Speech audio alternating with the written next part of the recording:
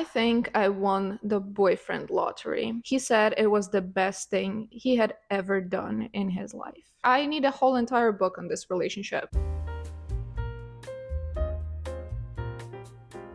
Hi babes, how are you doing? My name is Mora and welcome to my series Getting Personal, where I gather different stories from Reddit, and today the theme I'm doing is adorable. I don't know about you, but my summer is not going that well and I'm at an absolute wit's end with it. I feel like I'm about to lose it nearly every day, so I thought I'll do a little pick me up, a little something to make us feel better. And so without further ado, let's dive in and get adored. This first one comes from Made Me Smile, but I do have to warn it deals with death. It's a very heartwarming story, but with undertones of grief. So if you're not into that, just probably skip to the next one. I had a mate who worked in one of the bigger Lifeline stores in Australia. A woman came into the store with 5 large clear plastic storage boxes and asked to donate them. He looked inside of the boxes and it was thousands of beautifully hand-painted Warhammer pieces. He was shocked and asked her why. They were her son's and she couldn't keep them in the house anymore since his death. My friend said he couldn't accept the donation. He said the whole collection was worth a lot of money. She had no idea. He asked her for all her details and asked if he could try to sell it for her. She agreed. After his shift, he went home and took photos of everything and posted it online in an Australian Warhammer forum. Within a couple of weeks, everything was sold. He called her and she met him at the store. He told her he had sold it to collectors all around Australia who loved her son's work. He handed her roughly $12,000. She cried, he cried, she offered him half, he said no. She told him she would donate his half to a suicide charity in her son's name and his name. He said it was the best thing he had ever done in his life. This makes me feel good about humanity for a change. You know, mostly the stories we hear on this channel just make you feel way worse about humans, but this just warms my heart because he did not seek to gain anything from this. He just wanted to help this woman to do the best with her son's memory, and he just did not want the things he did and loved to go to waste. He spent his time, he spent his effort to do this one good thing. And you know, not only that, but like the ending just gets me that the woman donated his half of the money. Well,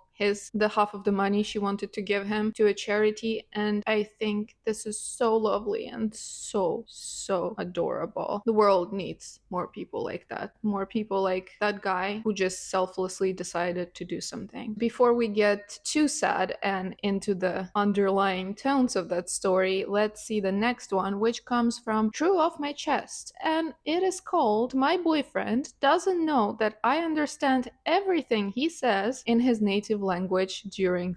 Me, 22 female, and my boyfriend, 25 male, have been together for 3 years, and he's originally from France and moved to the States when he was 20. His native tongue is French. Back in 2022, I began taking classes to learn French. I've tried keeping it a secret from him so I can surprise him once I'm fully fluent. However, as I began understanding French more and more, I began realizing that his dirty talk wasn't actually dirty talk. I'm a sucker for accents, so listening to him just talk always got me off. But I realized he has been secretly complaining about me to me. The complaints aren't big. He hates how long I take in the shower and the fact I eat all the Nutella before he can get some. He hates that I stomp around like a monkey in the mornings and wake him up. It takes everything within me not to laugh while he's deep in me, calling me an obnoxious monkey and complaining about my cold feet touching him in the middle of the night. I love this man so much. I can't wait to marry him. Edit to add, throw away cause he knows my main. Also, it's not just mean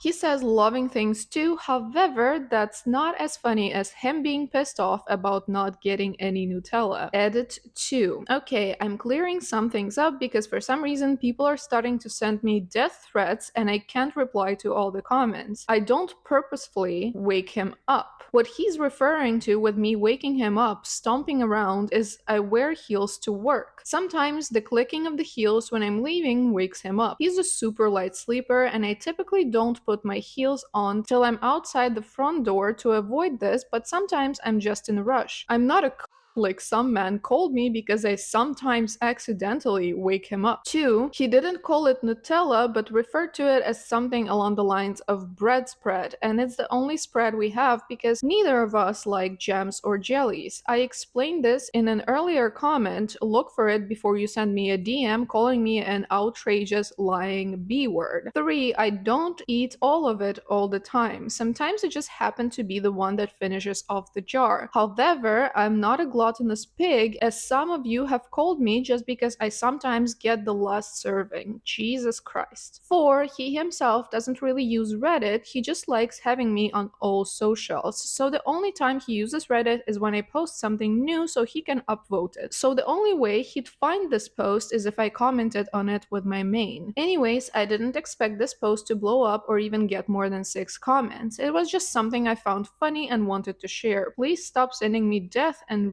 threats because you think I'm a bad girlfriend or I'm lying. Have a good day. Good day to you too, girl. People on the internet, I feel like sometimes need to go outside and touch some grass because the culture of like blowing things out of proportion sometimes gets out of hand. Because like I would not have thought ever that this post would be something that would deserve death threats. I mean, I don't think anything necessarily deserves death threats, but this certainly not. And it's like it seems that people are overreacting to the examples that she gives and they are without context just blowing it out of proportion to like cosmic sizes, but that is not the point. The point is I found it very adorable. It's obvious from how she writes it that he doesn't do it in a malicious way, that he doesn't do it because he's like, an abusive piece of shit who likes to degrade her in bed. It's just, I feel like something for him that he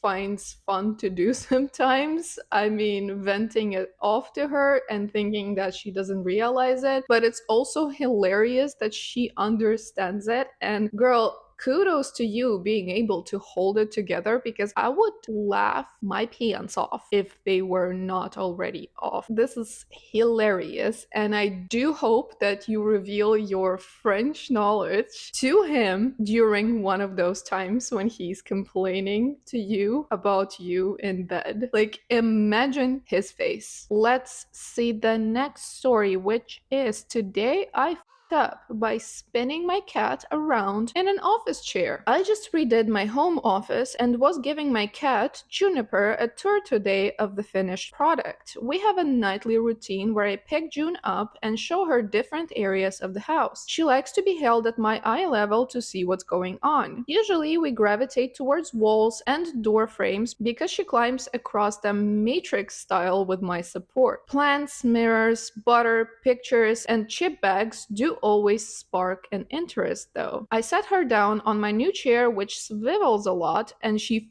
loved it. We spun the chair today more times than I can count and she still can't get enough of it. Now she's persistently bothering me to do the spins. She interrupted a few of my meetings today until I finally barricaded the door since the locks don't stop her. I think I might be stuck spinning her for the rest of my life. This is super cute, obviously, but also so relatable for me and my husband because when we just took our cat from the shelter, he was super well behaved, but I think that's because of some, trauma being in the shelter and who knows what home he was in before that. But he was very shy. He didn't really play a lot and he was just a very, very timid cat. But as the time progressed, he's been with us for 3 years now. He's become super freaking spoiled. And one of the things that he does is he really likes to play with any type of ribbon or rope. I think it's common for all the cats, but ours is like his particular fixation is on that. And he will just come, sit down, and meow at us, demanding that someone entertain him with his favorite nemesis. And it's always hard to determine that line between it's adorable and then, oh,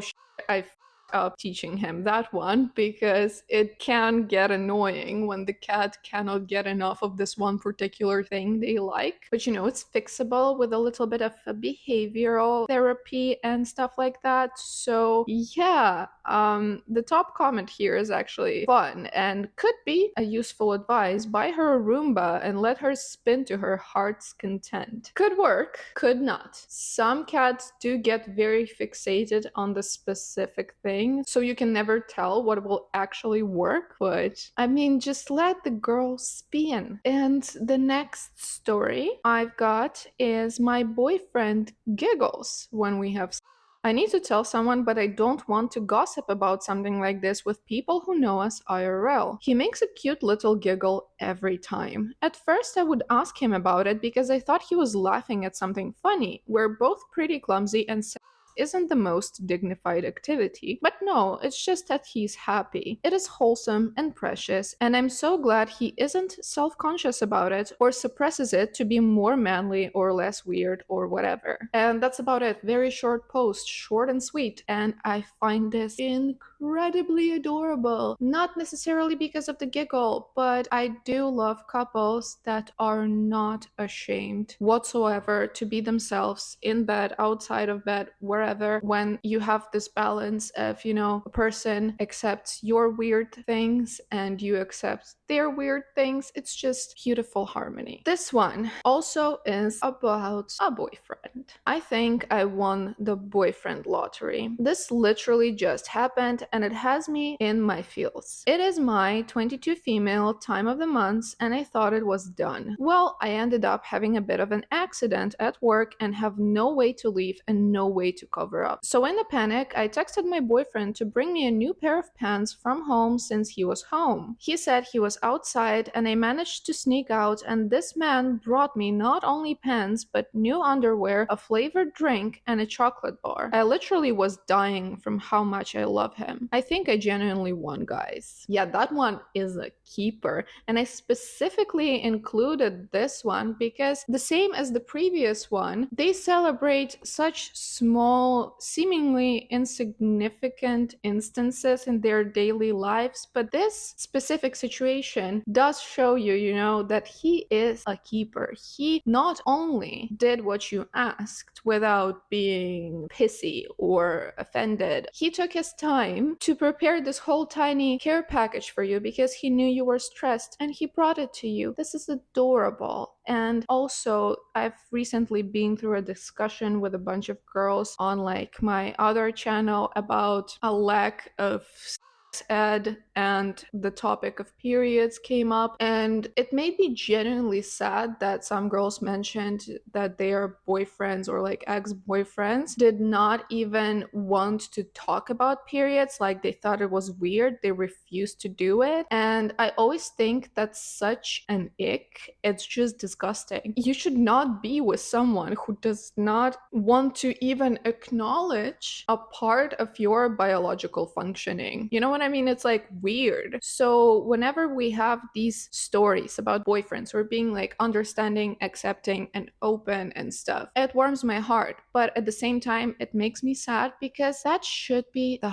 baseline. The bar is in hell. Let's move to the last story, which is actually the sweetest. It's a saga. It's an original plus an update a long time after that, and it's super cute. So let's go. Today I fucked up by texting my date that I might end up marrying him seconds after we ended our date. This just happened to me literally 10 minutes ago. I am dying. and me now, oh holy ghost. I thought this only happened in some poorly written rom-coms, the kind where life hardly imitates the real one. I want to bury myself and never come out to see the light again. Why me? Oh, why me? 10 painfully long minutes ago, exalted by the wonderful date I went on with this handsomely gorgeous man who also happened to be a friend of mine for the last 3 years, against my apartment door that I had just closed on his beautiful face, I typed these words that will fiercely haunt me now.